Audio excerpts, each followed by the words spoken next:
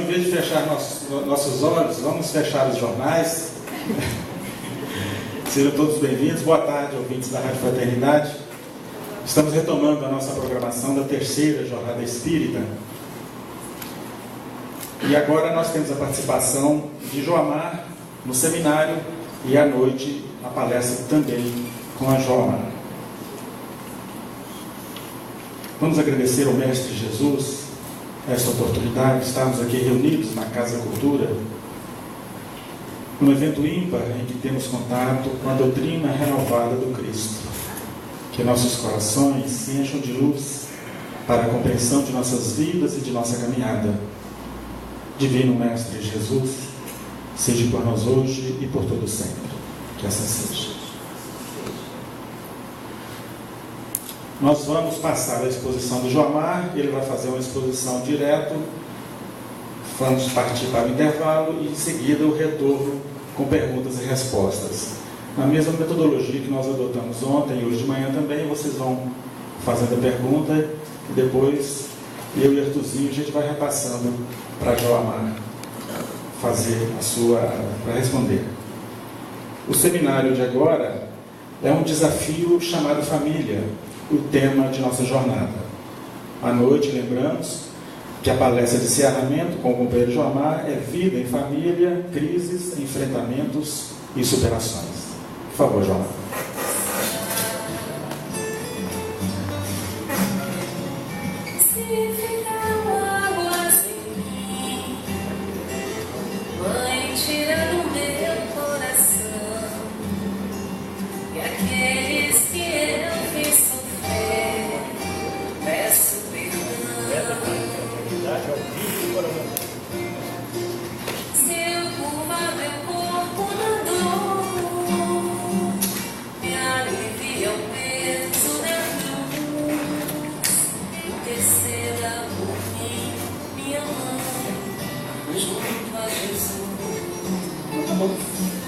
Boa tarde. Boa tarde. Vocês não almoçaram em Coromandel, não? Fraqueza, meu Deus. Vamos lá, de novo, dá uma chancezinha. Boa tarde. Boa tarde. Melhorou, né? A comida mineira é tão boa, tão gostosa. Por isso que eu parei em Beraba, não saí mais, né? Por isso. Uma delícia. Então que Jesus nos abençoe, Jesus nos inspire, nos ilumine. Muita alegria estar aqui em Coromandel, muita satisfação. Sempre é bom contato fraterno espírita, porque o espiritismo acima de tudo é fraternidade, é amor, é convivência, lembrando o grande Vicente de Paulo, em uma de suas dissertações no Livro dos Médiuns, quando nos lembra que a família espírita precisa se congregar com esse caráter familiar, porque família é muito, então esse caráter deve existir em nós. Então, com muita alegria, muita satisfação, agradecendo aí a paciência de vocês, nós vamos estar trabalhando aqui um pouquinho do tema família, um pouquinho porque o tema é tão complexo que nós precisaríamos de semanas e semanas trabalhando isso. Então hoje nós vamos fazer uma pequena introdução dessa reflexão da família, da importância da família e o que isso representa para nós no dia a dia da vida. E deixar aquele gostinho de quero mais, para que nós possamos, à luz da doutrina, estudar, porque é um tema tão rico, que tem tantas obras aprofundando, trabalhando esse tema, nos fazendo reflexões importantes, que não deve acabar num evento apenas. Fica sempre aquele convite para as casas espíritas criarem alguma atividade, uma reunião para os pais poderem sentar, geralmente no momento da evangelização da criança. É o formato que mais tem dado certo no Brasil inteiro, uma reunião, uma sala para os pais, onde eles possam discutir temas de educação, família, reflexões conjugais, entre outros, porque estamos precisando atender a família. Então vamos falar um pouquinho desse desafio, né? O que é a família na contemporaneidade. Então, antes de adentrar essa questão direta, eu gosto de fazer uma reflexão, porque ao longo desses anos trabalhando com o tema família, deu para apanhar bastante. Às vezes, alguns companheiros que não compreendem a necessidade de estudar família, outras às vezes, quando você fala um certo ângulo do tema, parece que as pessoas entendem que você estaria desprezando outros e não é verdade. Uma coisa somente vai resolver os problemas da humanidade. Isso aí é patente. Educação.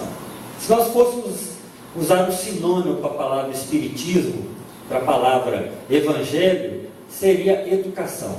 O único título que Jesus aceitou foi o de mestre, porque a tarefa do Cristo foi eminentemente educadora. O convite do evangelho é para o nosso trabalho educativo. Então, a educação é a base, e o que vai resolver os problemas da humanidade vai ser educação. Não tem outra saída. Tecnologia ajuda, mas sem educação perturba. Conforto ajuda, mas sem educação dá preguiça. Tudo aquilo que nós conseguimos conquistar ao longo da história da humanidade é importante, mas sem educação se perde. Então a educação é a base dessa transformação.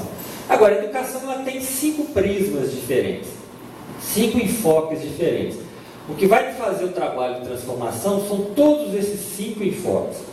Então não há um enfoque desprezando o outro. Todos eles são importantes, por isso que eu gosto de colocar. O primeiro dele é a questão da educação e instrução. Então o mundo tem que despertar para o trabalho da instrução da criança, da ocupação, da preparação dela para o futuro e profissional. Então a tendência, por exemplo, do Brasil hoje, está sendo, como já é experiência em alguns estados, de criar escola de tempo integral. O que quer dizer isso? Como os pais têm que trabalhar fora, tanto o pai quanto uma mãe, no dia de hoje, a maioria trabalha fora, ambos. O mundo moderno está exigindo isso. Então, o que acontece? Essa criança precisa de ter um suporte para que durante o dia ela não esteja aí à mercê dos perigos do mundo, das drogas, da ociosidade. Então, a experiência que vem crescendo é da escola de tempo integral. Num período, ela estuda as matérias tradicionais da escola. No outro, ela vai ter artes, esporte, música, aprender dança e aprender lutas marciais que ensinam disciplina, para à tardezinha, papai e mamãe levá-lo para casa e ele viver o ambiente doméstico no outro período da noite. Então esse é um enfoque que precisa crescer na humanidade. No caso do Brasil tem crescido e precisa crescer muito. Importantíssimo. O segundo enfoque da educação é a questão da pedagogia humanística. Então a pedagogia humana tem um trabalho vasto e importante para nos auxiliar nesse processo de melhoria da humanidade. E precisa humanizar mais. Então existem alguns movimentos aqui e acolá que têm feito esse esforço. Dentro do movimento espírita temos aí a companheira do Encontre, resgatando a ideia de Pestalozzi, que realmente tinha um trabalho pedagógico humanístico fantástico, vindo aí de Rousseau, Pestalozzi, tirando a aridez da técnica para envolver humanamente a pessoa. Então esse segundo enfoque é muito importante também e tem que crescer, humanizar as questões pedagógicas. Temos uma terceira questão aí, que é a educação cristã. Então precisamos trabalhar nos centros espíritas do Brasil inteiro, no caso do Brasil, obviamente, a questão de evangelização, que ainda precisa crescer muito. Precisamos trazer as crianças, auxiliando os pais, a noção maior de Deus, as explicações sobre as questões da vida, as explicações acerca das questões da convivência entre nós, com a espiritualidade, a eternidade, o que é evolução, o aperfeiçoamento do espírito, precisa ser trazido. E que também precisa de um empurrão muito grande ainda. Se nós analisarmos o número de casas espíritas no Brasil, ainda não chega à metade do número de casas que tem trabalho de evangelização da criança. Então não sei como é que está em Coromandel, mas por aí a média realmente é essa, né? Em Uberaba hoje nós temos quase 150 centros espíritas.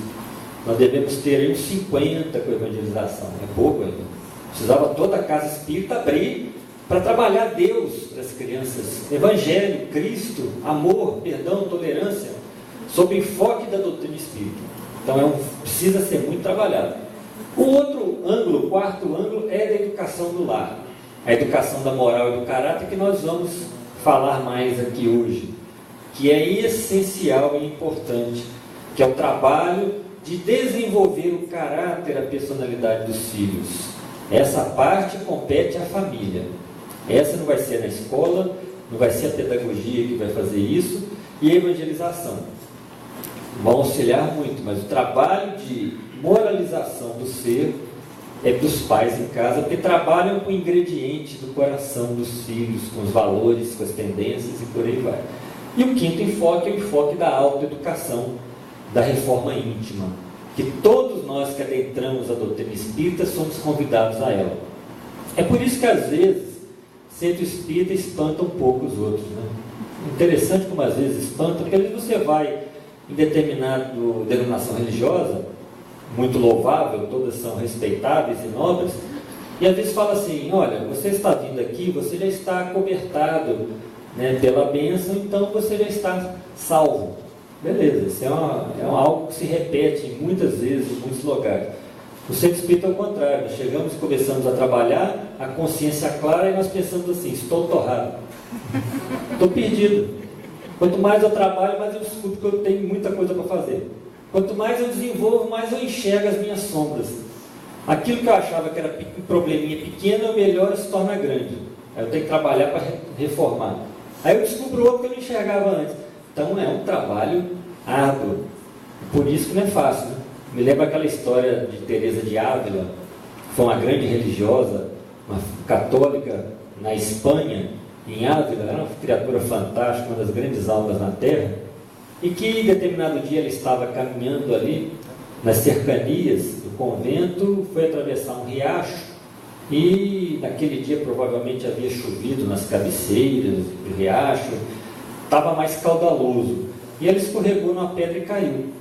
E começou aquele embate: sobe, dá uma afundada, sobe, tentando arrumar um jeito de segurar alguma coisa, e fazendo a prece: ô Mestre Jesus, socorre aí. Daqui a pouco ela vê Jesus pairando sobre as águas. Bom, está resolvido, né? Jesus vai me ajudar. Só que Jesus esperou um pouquinho, não ajudou de pronto. Ela deu uma descidinha, uma subidinha, descidinha, subidinha. Aí Jesus a puxou, dando a mão. Aí Jesus falou assim: está vendo, minha filha, como eu trato os meus discípulos? E ela falou assim: é por isso que os tem tão poucos, mestre. Quer dizer, eu te resgato, mas vai dar umas... vai ter que lutar, filho. Não é fácil, não vai pegando fácil, não, porque o negócio não é fácil, não. Então a reforma íntima é o nosso desafio na doutrina espírita. Então esses são os 5 enfoques. Então não precisa brigar. Todo mundo que lida com educação tem uma contribuição nesse processo de terceiro milênio na Terra. Não precisa ficar discutindo é mais importante daquilo ali, não. Cada um tem o seu papel. Nós, obviamente, vamos fazer uma coisa direta hoje, aqui no sentido da educação no lar, da família. Porque dentre esses 5 enfoques de educação, apenas 2 é que trabalham diretamente e de maneira mais concisa e profunda, trabalhando com os valores morais do ser, que é a educação no lar e a reforma íntima. A que mais trabalha os sentimentos, educação no lar e reforma íntima. Essas 2 são campeãs em trabalhar com sentimentos. A reforma íntima é a obrigação de cada um. Eu tenho que fazer a minha, cada um de vocês tem que fazer a sua, ninguém aponta o dedo para ninguém. Agora, o lar exige uma responsabilidade, que é receber almas que retornam à vida material, fragilizadas, preparadas para tentar acertar mais, recebendo o esforço, a preparação, para que aquela encarnação não seja perdida, para que aquela encarnação seja produtiva e alce aquele espírito a voos mais altos. Isso é o trabalho da família. Não tem como outro com tanta intensidade fazer isso. Lá na questão 685A do Livro dos Espíritos, isso, o Livro dos Espíritos, nós estamos falando da codificação com Allan Kardec, não é uma coisa nova, não.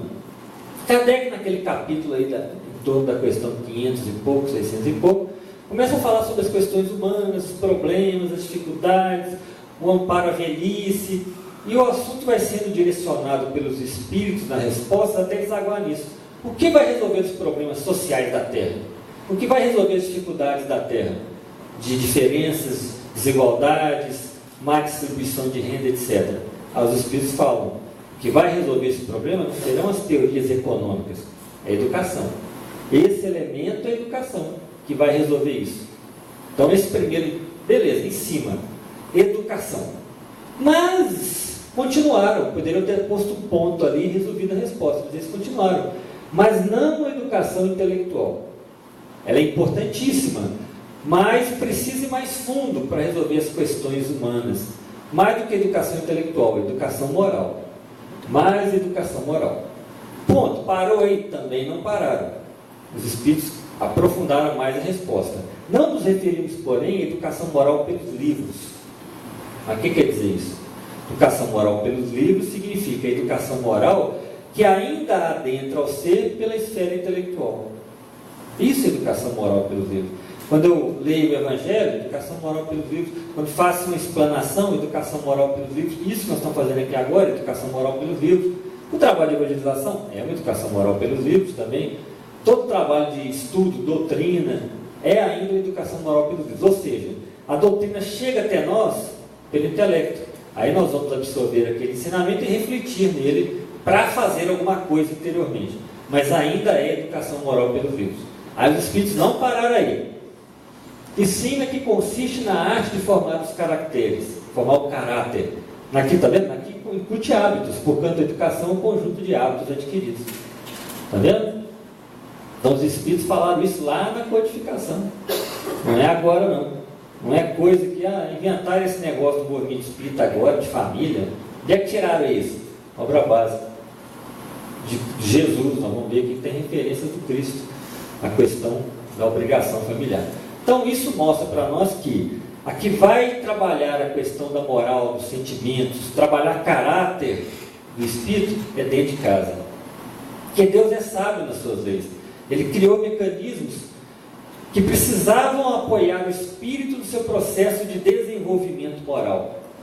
E o que ele fez? Criou a família. Como é que Deus é inteligente? Criou a família. Porque é a instituição mais democrática do mundo. Todo mundo tem família. Não existe ninguém que não tenha família. Ah não, fulano mora sozinho. Não, mora sozinho hoje, mas ele nasceu em algum lugar. Né? Ele não materializou na terra. Precisou de uma mãe para recebê-lo e ele reencarnar. Precisou de um pai para colaborar com o material genético. Não interessa se foi no laboratório. Foi lá e comprei o sêmen no laboratório. Não interessa, algum pai contribuiu. Né? Cientista nenhum cria sêmen. Precisa de alguém. Precisou de alguém amparar, porque o ser humano é um dos poucos seres da natureza que não conseguem sobreviver sozinho. Aí você tem lá a cadelinha com os cachorrinhos, a cadelinha de repente tadinha, morreu lá atropelado. Os cachorrinhos têm uma forte chance de sobreviver. Se não forem atacados e tal, eles sobrevivem, se viram, comem uma coisinha aqui, eles se viram. Criança não, né? Nesse, se você deixar sem apoio, morre. Não tem jeito. Então o ser humano é frágil nesse sentido, ele precisa. Então, se alguém precisou de alguém cuidar dele, então todo mundo tem família. Se é órfão, a família é a instituição que ele vive.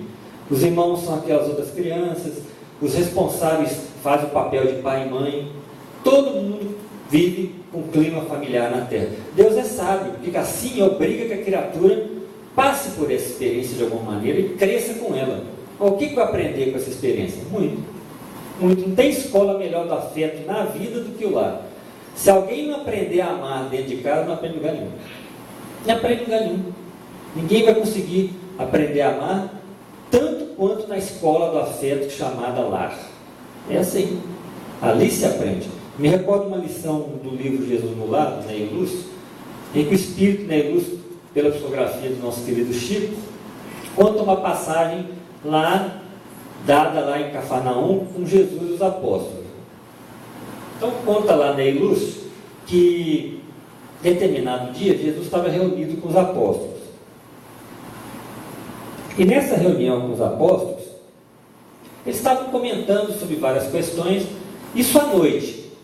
Até porque de dia todos iam trabalhar, o hábito mais ou menos era o seguinte: de manhã iam trabalhar, participar lá dos seus afazeres, né? A maioria eram pescadores. Levi coletava impostos, trabalhava na coletoria, Judas era comerciante, e aí vai. Geralmente ali pela hora do almoço, o sol era muito quente, causticante, o pessoal voltava, trabalhava pela manhã, aproveitava o sol mais ameno ali pela manhã, iam lá para a pracinha principal da praça, da cidade, da comunidade, fazer lá o famoso escambo, que eram as trocas. E pouco se vendia dinheiro, a maioria era troca. Então um levava o leite de cabra e pegava trigo do outro, lentilha do outro, levava pão, peixe.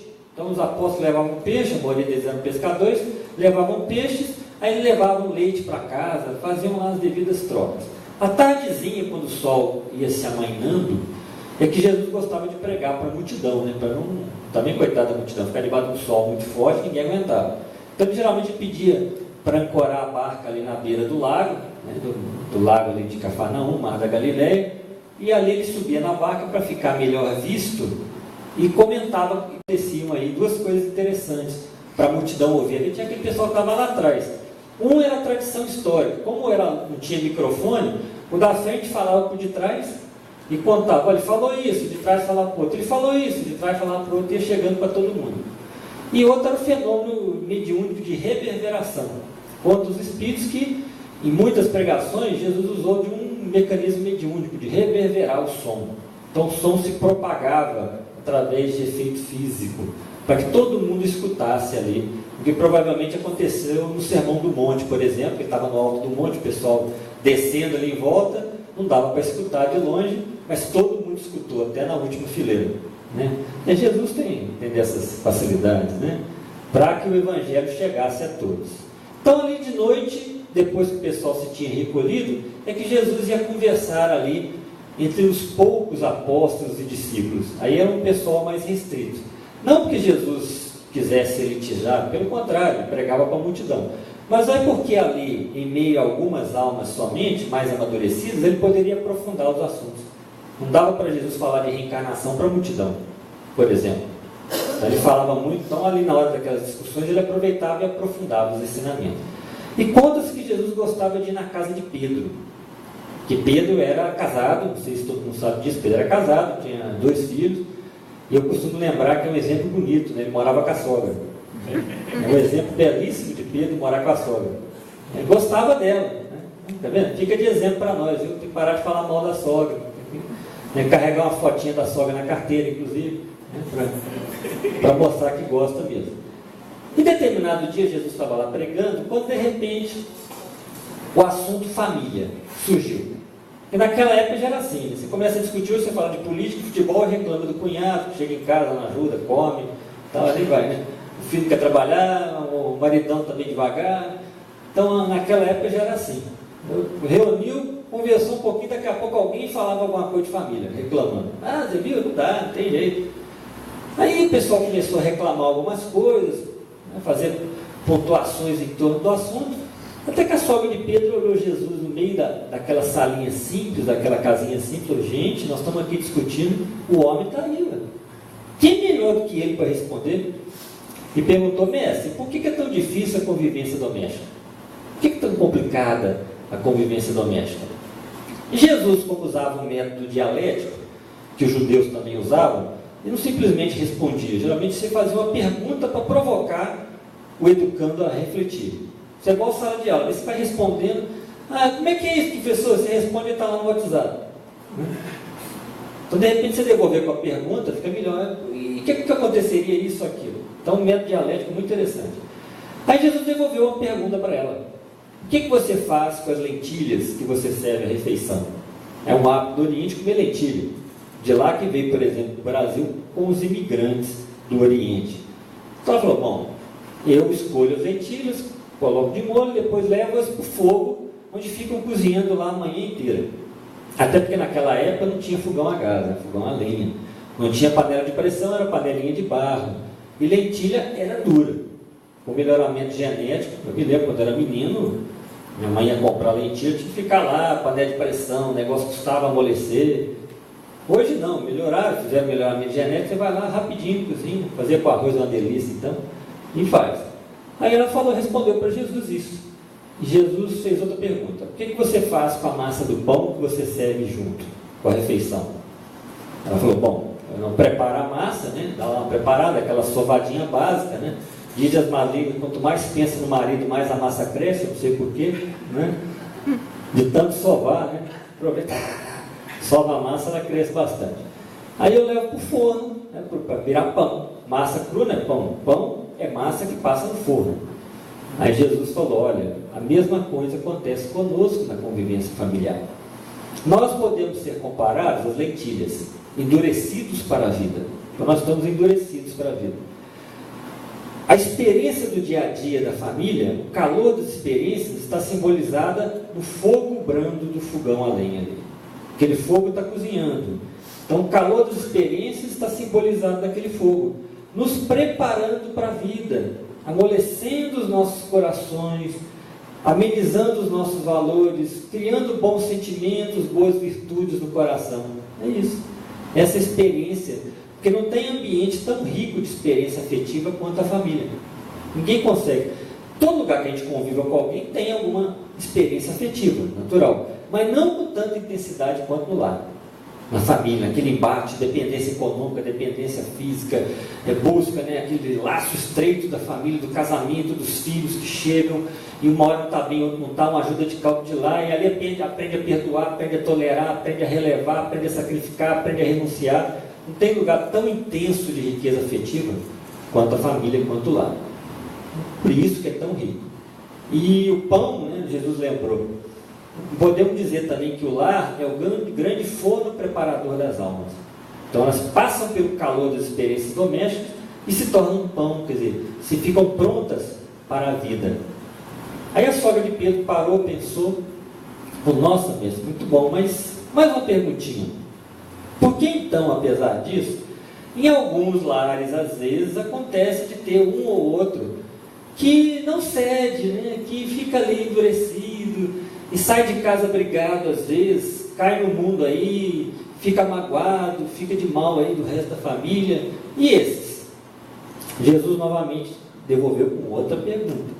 Qual que é a última providência que você faz com as lentilhas antes de levá-las à mesa? Bom, eu escolho aquelas que eu vejo que não estão boas, geralmente aquelas que estão boiando, a água não penetrou, jogo-as fora no monturo. Porque eu não quero que o meu convidado machuque a boca. Até porque quebrar dente naquela época era um péssimo negócio. Era um péssimo, não tinha dentista. Era sofrer. O cidadão arrancava ali no alicate. Tanto a dor de arrancar com o alicate era menor do que a dor que o dente provocava. Então, era triste, Tinha que evitar machucar, quebrar dente. Então ela fala, eu jogo fora no monturo. Aí Jesus falou, é a mesma coisa que acontece conosco. Aqueles que não cederam ao calor das experiências domésticas, esses, assim como a lentilha endurecida foi lançada a um monturo era o lixo. Porque naquela época não tinha vidro, não tinha papel, não tinha lata, não tinha plástico. O único lixo era orgânico. Abria a janelinha e jogava de fora. Monturo era isso. Não tinha rua organizada hoje, era viela, uma casa aqui, outra ali, era bem diferente. Então jogava fora. Então Jesus falou a mesma coisa, essa lentilha, ao contato do sol e da chuva, acabará por ceder à natureza e será dissolvida. Mesma coisa, agora as almas endurecidas que não cederam à brandura da experiência doméstica, do calor da experiência doméstica, esses serão lançados fora no monturo da vida, onde Deus, o Pai, lançará as experiências que os fará amolecer. Então aproveita a família, moçada. Vamos aproveitar a família. Não deixa para Deus mandar a dureza para nós, não. Porque tem que ceder a alma. Então a experiência doméstica é muito rica. E aí nós pensamos, poxa, então educar sempre foi importante em todos os tempos. Mas era mais fácil, não era? Bom, aí depende do ponto de vista. Era diferente. Antigamente, nós educávamos muitos filhos ao mesmo tempo, a família era numerosa, as coisas corriam mais devagar, não se tinha tanta coisa para se fazer, que nós inventamos demais. Então era um perfil diferente de educação. Não é que era mais fácil, tinha um perfil diferenciado do que hoje nós temos. Hoje nós temos essa sociedade aglomerada, essa dificuldade da convivência, da construção de um mundo justo, violência, guerra, existiam, mas hoje ficaram mais evidentes, etc. Então é diferente, não é mais fácil. E hoje nós temos que lidar com aquilo ali, materialismo, sensualismo, imediatismo, prazer. Educar um filho nesse contexto da vida moderna é um desafio para nós. É um desafio. Tanto que é compreensível que hoje é natural que nós tenhamos poucos filhos. Raro quem tem mais filhos hoje. É um filho, 2, 3 já são menos pessoas. Então é muito raro. E é natural, porque a dificuldade de você poder preparar o filho para a vida hoje, nesse sentido, ela é maior, realmente. Por isso que é natural. Não está errado, realmente. Podendo ter mais, tem. Mas não está errado. Podemos exigir isso. A vida moderna exige muito da gente. Trabalho, não tem tempo. Então não dá. Imagina hoje nós tivéssemos igual se tinha antigamente, famílias com 13, 14, 15 filhos. Era assim, de manhãzinho, 1 ou 2 mais velhos já estavam trabalhando, você soltava os outros 13 na rua, vai jogar bola, soltar pipa, rodar peão. De tardezinha a mãe chegava no portão e começava a gritar: Pedrinho, Joãozinho, Manequinho, Tonico. Os 15 voltavam. Vai soltar 15 filhos hoje. Vai voltar uns 3. Volta os 3. Um tomou pé no mundo, 2 foi sequestrado, outro... É assim. Outro traficante aliciou. Então é natural que hoje é mais difícil seja natural famílias menores, né? Não se exige tanto da gente. Então, mas é diferente uma coisa da outra, tá vendo? No passado, a família tinha o lado positivo da tradição e do respeito. Existia uma tradição, isso era positivo, existia respeito. Não precisava, o pai e a mãe tinham uma ascendência maior, isso era um ponto positivo. Mas tinha também seu ponto negativo, que era aquilo lá: hipocrisia, discriminação. Então antigamente se falava: ah, viu, fulano não faz tanta coisa igual faz hoje, não faz aberto, mas fazia escondido muitas vezes. E às vezes não fazia por medo. Ah, não, meu avô falava que olhava para o filho já calava, não precisava falar nada. Sim, mas será que é por amor ou por medo? Tudo bem que na educação existe um componente do medo, né? O respeito passa inicialmente pelo medo, é natural. Dizer que não há medo nenhum também seria mentira. Só temos que saber que passa um pouquinho pelo componente medo. Não é medo só da violência, medo de perder uma garantia, medo de o pai suprir, evitar alguma coisa, né? Negar alguma coisa. O medo passa no componente também educacional, isso existe. Mas esse lado, na verdade, o que existia era uma domesticação. Não era uma educação, era uma domesticação. Então o filho obedecia porque sabia da situação. E hoje nós temos uma vantagem e uma desvantagem também. A vantagem é que hoje a família abriu. Você pode falar de tudo com seus filhos, comentar sobre tudo, conversar sobre tudo. De sexualidade a questões do mundo moderno, qualquer coisa hoje pode ser comentada, o que é muito positivo. Os pais precisam conversar com os filhos sobre tudo. Tem abertura, tem diálogo, a proximidade nesse sentido. Mas estamos, por outro lado, perdendo um pouco daquela questão do pai e a mãe não abrir mão da disciplina. Estão abrindo mão demais da disciplina. Não pode, tem que ter um equilíbrio. Nem como era exagerado, mas também não abrir mão de tudo. Outro dia um pai virou para mim: meu menino está querendo ir na evangelização, o que eu faço? Eu perguntei para ele: deixa eu te perguntar 3 coisas. Primeiro, se o filho chegar para você e falar o seguinte: eu não vou na escola mais, o que você fala? Mas lógico que ele vai, tem que ir. Pois é. Se seu filho falar que vai começar a parar de tomar banho, vai tomar banho nunca mais, lógico que vai tomar banho, vai dar um jeito. Por que para uma aula de evangelização você fica nessa fraqueza toda? Então, quer dizer, está abrindo mão da disciplina, da autoridade. O pai e a mãe têm autoridade.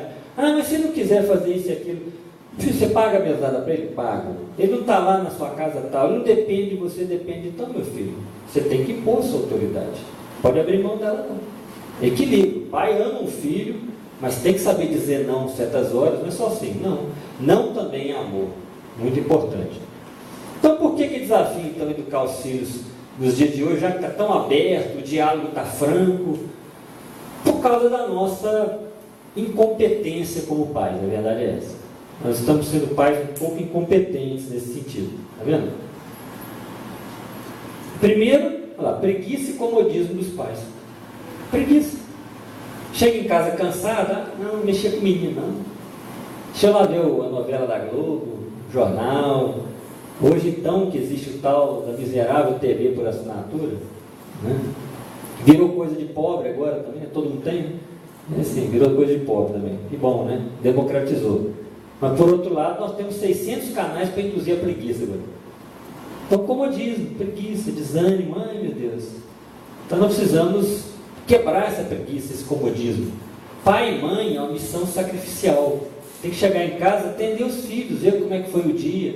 Ainda mais aquele pai e aquela mãe que ambos trabalham fora, só vão ver os filhos à noite. Aí que tem que sentar, como é que está a sua tarefa, como é que você está na escola, o que aconteceu hoje. Atenção, proximidade. Vê o que está acontecendo, você está diferente, o que foi que está acontecendo? Você está triste? Está apaixonado? O que foi? Cuidado com as drogas, o cara vai te oferecer um dia. Então, um contato direto com os filhos. Como é que está o seu coração? Falar de perdão, tolerância, indulgência, compreensão, do amor. Sondar os defeitos que os filhos comecem a demonstrar desde os primeiros dias da infância, para saber se aquela alma encarnada, o que ela traz de bom, o que ela traz de ruim. Isso é trabalho que os pais têm que fazer. Não pode ter preguiça e comodismo, né? Ilusão dos filhos também atrapalha hoje demais, porque fica havendo muito conforto no mundo moderno.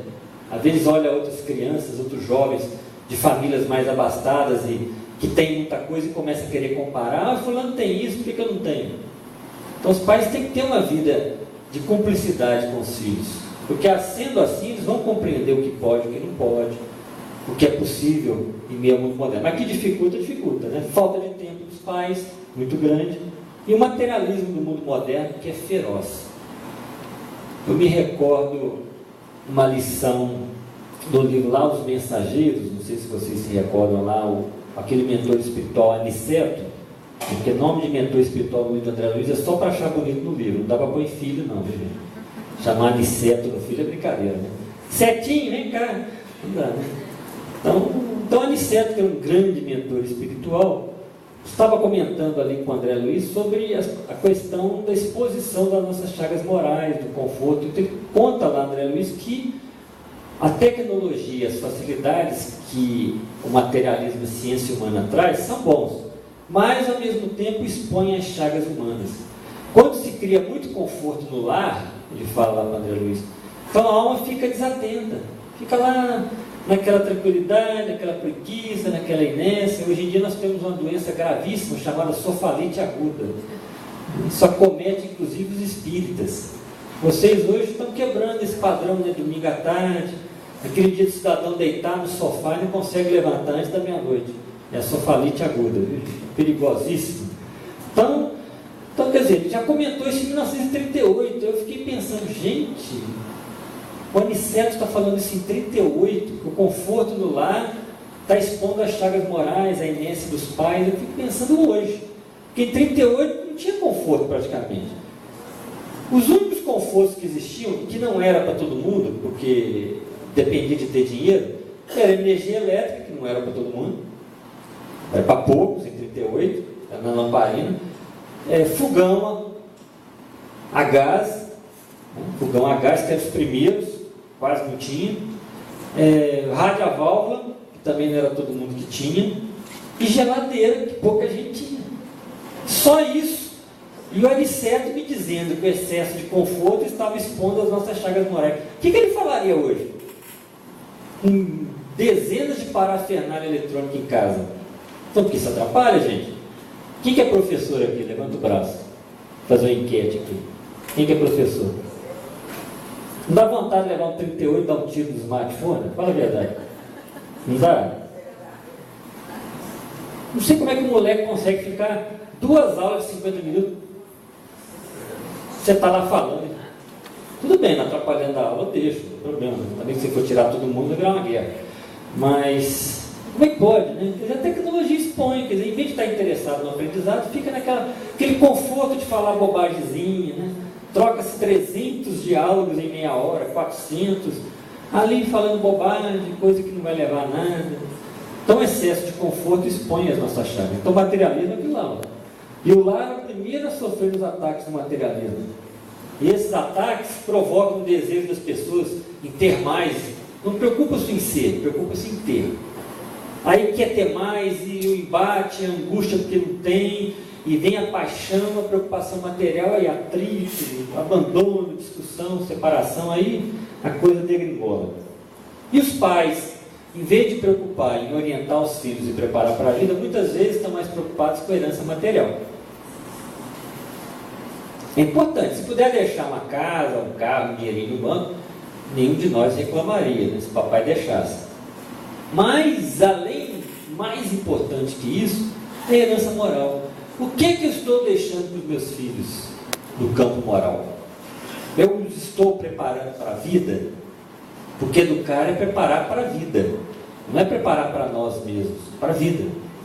É preparar uma criatura para que amanhã ela se saia bem na sua tarefa reencarnatória, que supere os problemas mais graves. Lógico que a educação não se faz numa encarnação só. Mas a encarnação nós temos que terminá-la melhor de quando começamos. Pelo menos isso. Melhorar alguma coisa. Alguns degraus. Alguns porcentos. Não é virar santo, dar show. Não, porque isso não vai acontecer. porque nós passamos, obviamente, por um processo lento e gradual de educação. Mas melhorar tem que ser. O que eu estou deixando para os meus filhos? E às vezes a preocupação é só com as outras coisas. Meu filho, você tem que estudar, você vai ser médico, advogado, engenheiro, não sei o que, não sei o que, não sei o que. O que o filho vê? Põe lá no canal e deixa assistir qualquer coisa, não sabe nem o que está vendo. Isso é indício que não sabe o que o filho está vendo. Então, se ele vê uma coisa ruim que vai fazer mal, não sabe. Presta atenção, acompanha.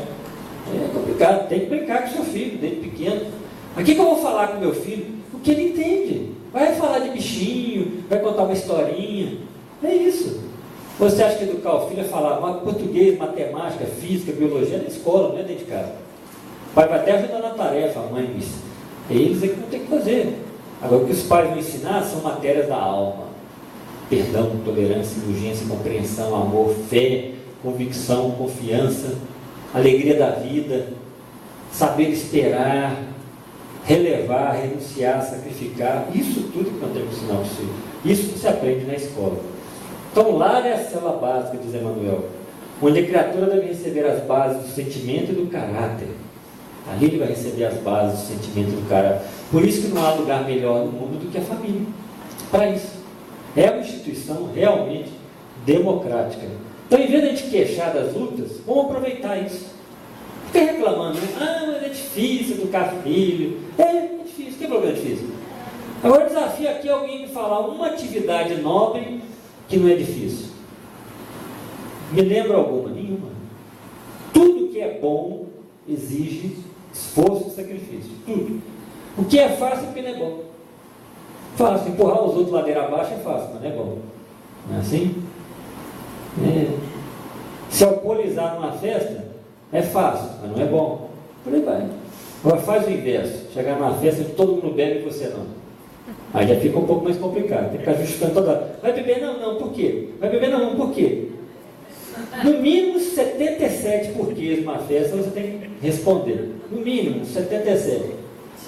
E dos 77 porquês você vai ganhar aí uns 30 comentários maliciosos. Ei, Carola. Ei, padre. Ei, metida bonzinho, hein? Santo. Assim, tudo que é bom exige um esforço. Qualquer atividade na vida. Por que educar, que é das mais nobres que existe, vai ser fácil? Para isso que Deus permite ter um filhinho só, 2 filhinhos, 3 filhinhos. Tá bom, não reclama não. Que se fosse pelo débito espiritual era para ter 25 por encarnação. Pelo menos. Olha quanta alma que nós temos problema para resolver por aí. Eu receber como filho cada encarnação nos 25 filhos. Quando não fosse mais. Mas Deus é bonzinho, a lei permite. Não, vai ter umzinho, 2, 3, tá bom. Mas educa bem. Não é ter filho só, é educar, fazer bem. Igual um casalzinho que chegou no Chico uns anos atrás. Falou, Chico, nós queríamos conversar com você, nós estamos com um drama aqui consciencial. Quando nós éramos namorados, nós ficávamos comentando que íamos ter 3 filhos, 3 filhos, 3 filhos. Ela pensava isso, eu também. Ficamos nessa alegria. Aí a vida correu, formamos, a faculdade não é fácil, né? O pior período da faculdade é o primeiro após a formatura, né? Não arruma emprego, não arruma nada, não quer dificuldade. Aí conseguimos, com muita luta, nos casar. Aí tivemos um filho. Aí a coisa da maré está meio braba, aí nós paramos por aí, Chico. Mas aí ficou essa coisa na consciência, e agora, Chico? Era para ter 3 filhos, será que isso não era um sentimento inato, uma inspiração que era para ter 3?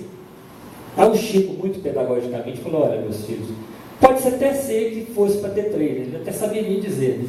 Mas ele não quis aprofundar o drama na cabeça dos meninos. Pode até ser que fosse para ter 3, mas isso não importa, meus filhos. É melhor ter um filho e educá-lo à luz do Cristo, com empenho e sacrifício, do que de repente você ter 3 que vão ficar por aí meio largados, que vocês não vão conseguir. De repente não estão preparados, ou de repente não iam dar conta de fazer do mesmo jeito. Então é melhor um bem educado do que 3 mal educados. Então eles saíram de lá contentes, aliviados. Então é isso, tem que educar bem. A missão de educar é sacrificial? É difícil? É lógico que é. É conduzir almas. As pessoas sonham com tarefas novas. Quero ser artista para ficar conhecido. Bem, eu quero ser um jogador de futebol famoso. Bem, quero ser um político famoso. Tudo bem. Até dentro da casa espírita, eu quero ser um médico que todo mundo conhece. quero ser o presidente da casa, quero ser um orador famoso. Tudo isso. Mas tem uma tarefa muito mais importante que todas elas. E todo mundo pode ter. Educar uma alma. Conduzir uma alma imortal que hoje reencarna frágil nos seus braços, pedindo socorro para você ajudar. Isso é muito mais importante. Né? A linguagem de Santo Agostinho no Evangelho é fantástica, né? Como se cada criança que nascesse, ele fala lá, Deus a entregasse pessoalmente para os pais e pedisse, olha, cuida desse filho meu, ele precisa de você. Olha que linguagem, que imagem bonita que Santo Agostinho cria no Evangelho. Isso. Como se estivesse recebendo uma incumbência divina, e é uma incumbência divina. Então vamos fazer bem feito. Então, em vez de queixar, vamos aproveitar. Né? Vamos aproveitar. Porque o lar é isso aí, ó, o protótipo da nova sociedade. Se nós queremos mostrar como é que se prepara o mundo do terceiro milênio, começa em casa. Se nós não conseguimos criar um núcleo cristão no meio de 2, 3, 4 pessoas, é uma hipocrisia sair na praça de camiseta branca, estandarte, paz, dentro de casa não consegue. Aí é hipocrisia. Então começa em casa, se gabarita, aí você tem autoridade moral para falar para o mundo inteiro, ó, vamos cultivar a paz, ela é possível, temos que amar, temos que perdoar, aceitar as diferenças. Bom, se você consegue construir em casa, você tem gabarito moral para falar isso lá fora. Mas se você não faz em casa, é aquela linguagem do Evangelho que fala lá, da criatura que lá fora os lábios manam mel e dentro de casa é um tirano. Quer dizer, a língua é afiada. Não adianta nada. Hipocrisia, falso. Nós temos que ser verdadeiros. Até porque o único lugar no mundo em que todas as máscaras caem chama-se lar. Todos nós temos a nossa personalidade. E a gente pode lembrar, a palavra personalidade veio lá daquelas peças gregas, em que se usava aquelas máscaras que eram meio de papel e presas por uma haste de madeira, que colocava na frente do rosto. Aquelas máscaras chamavam persona. Daí que veio a palavra personalidade. Ou seja, a apresentação que nós temos perante os outros. Então é fácil ter uma personalidade melhor quando você convive com uma pessoa pouco. Uma vez por semana você encontra ela no centro, beleza, você fala mansinho, imita Chico Xavier, meus filhos, na hora de fazer uma palestra, o povo até chora, meus irmãos. Será que ele fala assim dentro de casa? Minha esposinha, meu filhinho. Será que ele fala? Fica, né? Chega no centro, abraça todo mundo, é carinhoso, cumprimenta. Será que todo dia ele dá bom dia para a esposa, para o marido, para os filhos? Será? Então, aí que está dentro de casa, nós somos o que somos.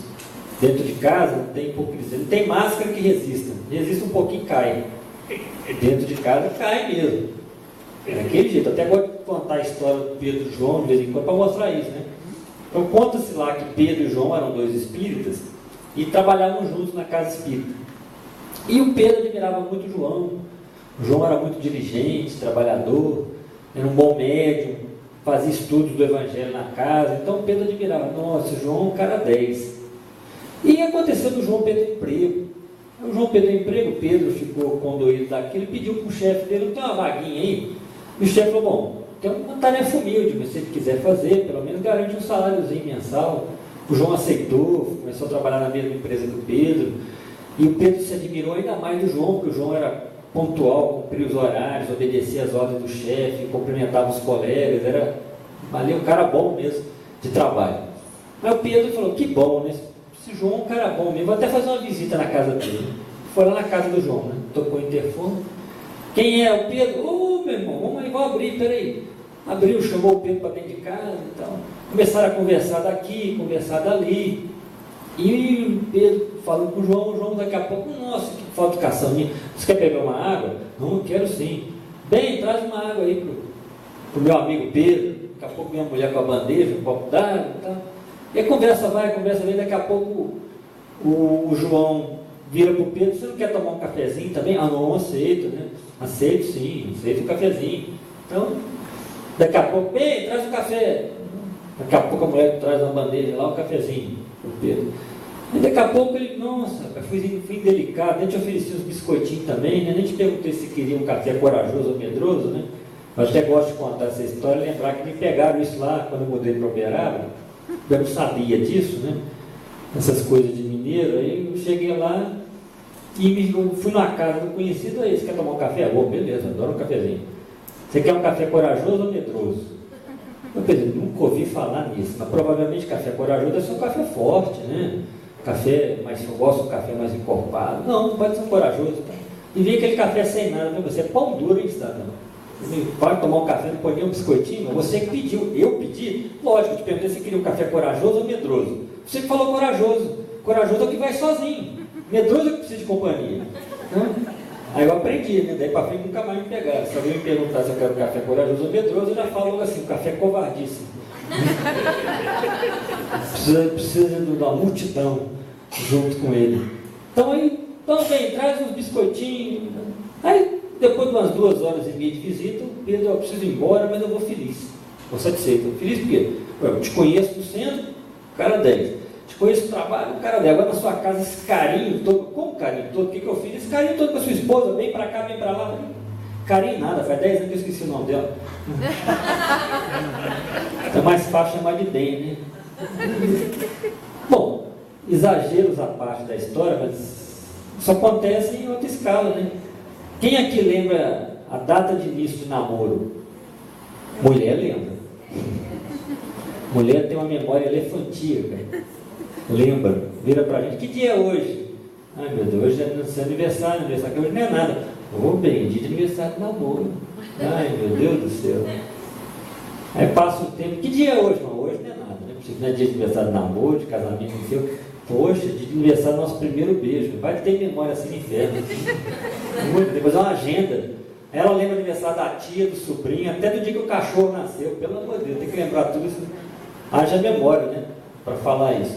Então, quer dizer, não adianta nada lá fora a gente ter um papel bonitinho dentro de casa. Então, temos que dentro de casa construir um protótipo da nova sociedade. Se eu conseguir ali, naquele ambiente estrito, trabalhar com muita precisão, muito equilíbrio, o amor, a confiança, criar um núcleo cristão no lar, aí sim, eu estou preparando a nova sociedade, porque a sociedade é a reunião dos lares. O que está na base? O lar. Você reúne vários lares, você tem uma rua. Você reúne várias ruas, você tem um bairro. Reúne vários bairros, você tem uma cidade. Você reúne várias cidades, você tem um estado. Você reúne vários estados, você tem um país. Você reúne vários países, você tem um continente. Reúne os continentes, você tem um planeta. Reunindo os planetas, você tem um sistema. Reunindo os sistemas, você tem uma constelação. Que reunindo constelações, você tem aí galáxias, que reunidas formam aí as nebulosas, que reunidas formam o universo, e os universos reunidos formam os multiversos. Então, na base de tudo está o quê? O lar. O lar está na base. Então, se você tem uma rua que todos os lares são equilibrados, aquela rua vai ser uma rua feliz, contente, as pessoas de bem, todo mundo se cumprimentando. Se você tiver uma rua onde os lares são desequilibrados, aquela rua vai ser complicada. É natural, o lar é a base de tudo. Então o lar, diz o Ney Lúcio, é um curso ligeiro para a fraternidade que desfrutaremos na vida eterna. Sofrimentos e conflitos naturais em seus ciclos são lições. Então é natural. Onde existam duas pessoas diferentes, vai existir atrito.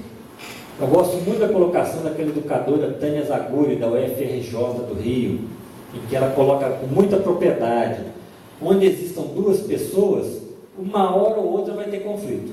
É natural.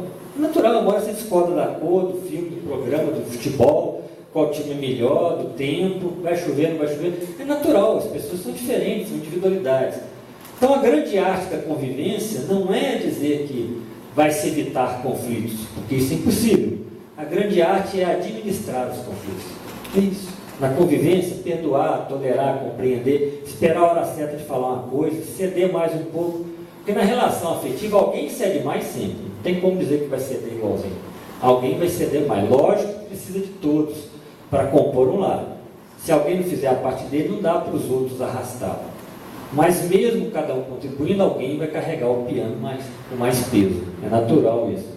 Então o terceiro milênio está nos convidando a formar um novo modelo familiar. Novo modelo não no sentido de mudar o perfil da família, mas de construir valores mais elevados. Até porque porque a família não vai deixar de existir. A família não é uma coisa da terra. A família é uma coisa da lei divina. Se você pegar lá a Revista Espírita, Bernard de Palissy e Moza, naquelas comunicações que Kardec colocou na Revista Espírita, você vai ver lá que Moza fala a Kardec, ali, através do médium na sociedade parisiense, que existe família em Júpiter. Continua existindo, papai, mamãe e filho. Continua existindo. A diferença lá, que ele não pôde explicar muito, foi que a mulher foi liberada da gravidez física. Então ele disse que não tinha como ele explicar exatamente, porque faltam termos na linguagem nossa da Terra. Talvez hoje até conseguisse explicar, porque na época de Kardec não tinha. Hoje existe alguma obra de ficção que fala, criança vai nascer lá num equipamento lá, de laboratório, não vai precisar da mulher ter gravidez. Isso daqui é muito tempo, né? Porque a gravidez física é necessária na Terra, porque nós somos muito materialistas e ainda não amamos libertos dela. Então, para nós precisa da matéria. Então, precisa a mãe dizer que carregou o filho 9 meses, o pai precisa dizer assim, sangue do meu sangue. E se você tirar ele da terra hoje, como isso? Que tem de pai abandonando o filho, até a mãe ter coragem de pôr uma criança, rompendo com o instinto materno, colocar numa lata de lixo, numa caçamba, do lado de uma calçada. Imagina se eu tivesse esse apego material que tem no mundo de hoje. Aí ia sair abandonando 3x4 aí, criança. Então ainda precisa, mas no futuro, quando nós aprendemos a amar independente de forma, não importa se biologicamente é meu filho ou não, eu amo, está na minha família, na minha casa, é meu filho, acabou, não importa, né? É isso, né? Por isso que fala, pai é quem cria, né? Na verdade é isso, mãe e pai é quem convive e ama, não é a matéria. Mas no mundo de hoje não é possível, mas lá em Júpiter já não precisava mais, mas mesmo assim existia família. Então não é uma instituição da terra, é uma instituição de Deus, que vai permanecer aí pelo futuro afora. Então vai prosseguir a instituição familiar. E a família é essencial nesse momento de reforma. Lá no livro A Gênese de Allan Kardec, naquelas últimas lições lá, Nova Geração, lá os Espíritos falam como é que vai se dar a mudança do terceiro milênio. O processo é esse, educativo. Os espíritos mais rebeldes vão sair da Terra, sem dúvida. Os mais rebeldes e complicados vão sair da Terra. Até porque tem que tirar a influência deles, senão a coisa não melhora. Até porque a maior parte dos espíritos na Terra estão naquela classificação do livro dos Espíritos, da questão 100, como espíritos neutros. A maioria dos espíritos na Terra são espíritos neutros. Ou seja, não são nem aqueles que estão na faixa das almas mais educadas, que já amam o bem, realizam o bem com toda vontade, e nem estão naqueles que amam o mal e o praticam com intensidade. Estão na faixa intermediária. Populares, Maria vai com as outras. Populares, folhinhas de bananeira. Ou seja, onde o vento tocar, a folhinha vira. Então são almas ainda fragilizadas. Se você colocá-las ao lado do espírito iluminado, eles vão fazer o bem. Vão fazer caridade, porque o exemplo vai arrastá-las. Por outro lado, se colocar do lado de um espírito perverso, vão fazer o mal. Isso a história mostra. Na Segunda Guerra Mundial, você acha que todos aqueles soldados alemães eram espíritos cruéis? Não. Só que a maioria sim, frágil, espírito neutro. Aí o contato de almas inteligentes e cruéis que estavam ali, alguns de capela, inclusive Hitler, eles acabavam seguindo. O exemplo era muito forte, eles iam atrás. Do mesmo jeito, se colocar do lado do espírito bom, isso eu vi em Uberaba, lá no Chico. Quantos anos o Chico lá em Uberaba, no grupo da prece, quanta gente ali ajudava na caridade, no sopão ali da João 23, na Vila do Pássaro Preto de então, agora é Cidade Osanã, e tal, e fazia caridade, saía nas peregrinações, ficava no abacateiro, fazia uma coisa boa ou outra. Chico desencarnou, metade sumiu. Nem espírita, né? Mas não vai lugar nenhum.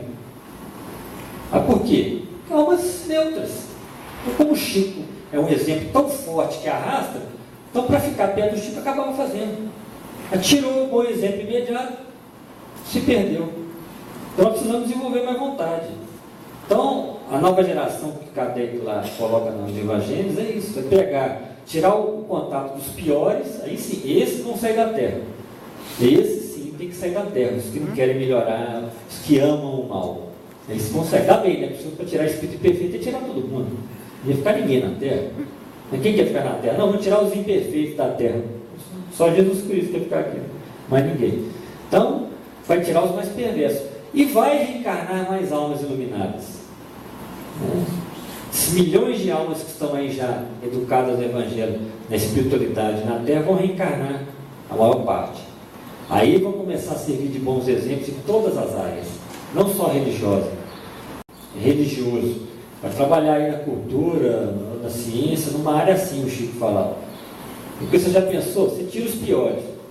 Amanhã nós tivemos aí numa política, por exemplo, um Congresso Nacional com 200 deputados que são almas mais educadas. Aí eles arrastam os outros 303. Vão atrás mesmo. Porque eles têm poder de persuasão, eles têm magnetismo, eles têm carisma e vão levar os outros. Aí nós vamos começar a mudar as leis. Leis melhores, tirar distorções, privilégios justificados. É assim que vai melhorar a humanidade. Não tem jeito de melhorar de uma vez, né? Se for para matar todo mundo que está fazendo errado, vai matar todo mundo. Não vai ter nem mãe para reencarnar filho. Então é devagar, paciência. Então aí sim, nós vamos ser preparados no mundo espiritual, massivamente mais educados, vamos reencarnar, aí vamos ser melhor educados pelos nossos pais. Essa massa de bons espíritos estão reencarnando, vão dar bons exemplos de todas as áreas da sociedade, política, educação, pedagogia, etc., ciência. E aí nós vamos ser melhores pais, educando melhores filhos, aí a progressão em geometria. Aí melhora a humanidade. Então tem que ter paciência. O mundo não está pior, está melhor. Só que realmente é o momento de expor todas as chagas, né? Assusta. Porque hoje tudo é exposto. Não está acontecendo coisa pior do que acontecia. Se você for olhar a Idade Média, não tinha direito. Os crimes eram muito mais bárbaros e não se tinha apuração nem nada. Então hoje melhorou. Bom, então nós precisamos mudar na essência. A educação é mudar na essência.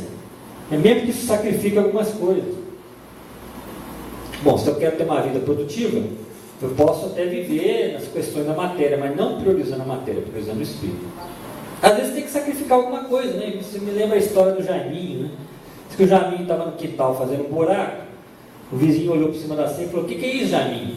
Estou fazendo um buraco. Para quê? Para enterrar o meu peixinho. Não, tadinho, bonitinho, né? Você está enterrando o peixinho, mas peraí, Jaiminho, esse buraco está meio grande, não? É que meu peixinho está na barriga do seu gato. Então tem hora que eu vou ter que sacrificar o gato para chegar no peixe. Fazer o quê? Deixa eu ver a hora aqui, deixar eu falar até amanhã. Então nós vamos fazer uma parada aqui, e depois eu vou escolher mais uns 3 ou 4 slides ali, para a gente voltar, eu apresento só esses 3 ou 4, depois a gente passa para as perguntas, se for o caso. Porque tem material para ficar até depois da manhã, semana que vem. Vai longe. Esta foi a conversa do escritor formado em Santa Maria nessa época. O Joamar tem alguns livros aí na nossa livraria, se vocês quiserem adquirir do autógrafo, ele vai estar disponível também. Bem? Vamos ao intervalinho. Quantos minutos? 15 a 20 minutos. 15 a 20 minutos. Enquanto isso, vocês vão formulando as perguntas, no retorno a gente retoma. 15 a 20